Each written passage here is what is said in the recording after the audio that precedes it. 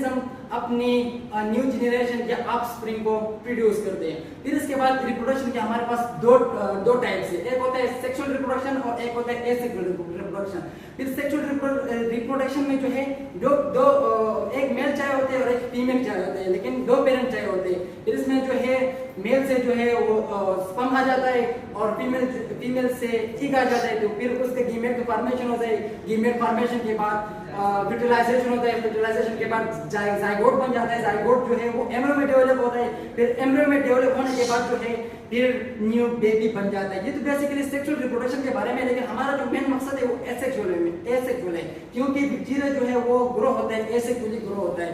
तो फिर इसके बाद जो एसेक्सुअल है, एसेक्सुअल में बेसिकली क्या होता है, इसमें एक ही बैक्टीरियल सेल होता है, यानी एक ही सेल होते हैं और एक ही, यानी जैसे हम कहते हैं कि सेक्सुअल में मेल एंड फीमेल होते हैं, लेकिन एसेक्सुअल में सिर्फ एक ही पेरेंट चाइल्ड होते हैं, यानी सिर्फ एक ही सेल होते हैं, वो सेल टू आइडेंटिकल सेल में डिवाइड होते हैं। तो फिर ये मैंने इसके डायग्राम बनाया हुआ है बाइनरी फिजन का।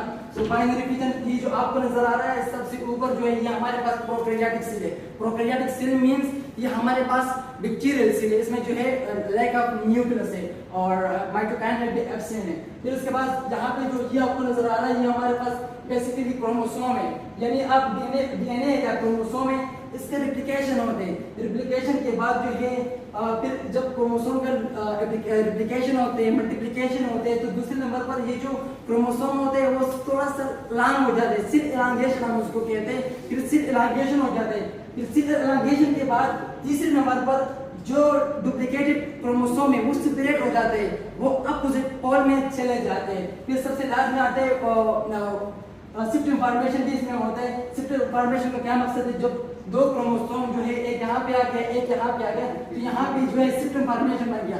ये शिफ्ट जो है अभी रेडी हो गया सेल डिवीजन के लिए अपने ऑफस्प्रिंग को प्रोड्यूस करने में। तो यहाँ से जो है दो न्यू सेल प्रोड्यूस हो गई। आपको ये एक ही सेल था, एक ही सेल से दो सेल प्रोड्यूस हो गई, लेकिन ये जो सेल है ये बेसिकली एंड बिल्कुल आइडेंटिकल होता है अपने पेरेंट सेल के तरह, अपने ओरिजिनल सेल के तरह।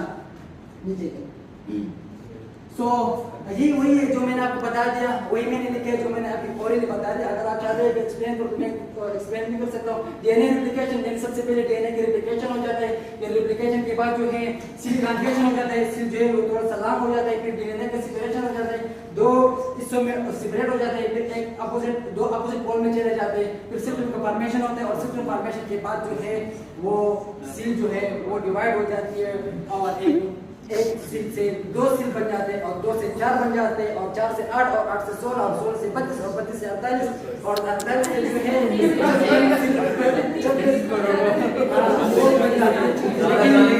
लेकिन this is all about my topic. And once again, thank you so much, my respected teacher. Listen to me so attentively. So now I would like to invite my group member, Mr. Ravi, to come on stage and continue the project.